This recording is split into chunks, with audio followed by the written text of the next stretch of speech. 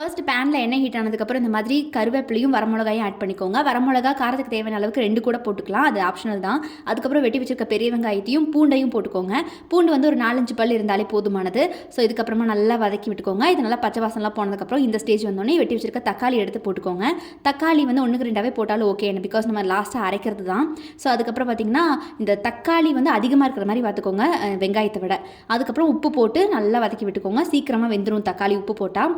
அதுக்கப்புறம் நமக்கு காரத்துக்கு தேவையான அளவுக்கு லைட்டாக மிளகாத்தூள் ஆட் பண்ணால் போதும். வரமிளகாத்தூள் நார்மலாலும் இருந்தாலும் ஓகே, இல்லை காஷ்மீர் சில்லி பவுடர் இருக்கு இல்லையா, அதை ஆட் பண்ணாலும் ஓகே தான். நமக்கு ஆப்ஷனலாக எது தேவையோ அதை ஆட் பண்ணிக்கோங்க.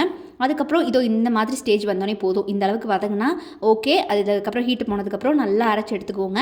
அரைச்சி எடுத்து ஓரமாக வச்சுட்டு நம்ம நார்மலான தாளிப்பு தான் கைஸ். எண்ணெயில் கடுகு, உளுந்து பருப்பு, கருவேப்பிலை, வரமிளகா இது மட்டும் போட்டு இந்த 4 ஐட்டம் மட்டும் போட்டு நல்லா அது பொரிஞ்சு வந்தோடனே எடுத்து ஊற்றிட்டா முடிஞ்சது கைஸ் தாளிப்பு.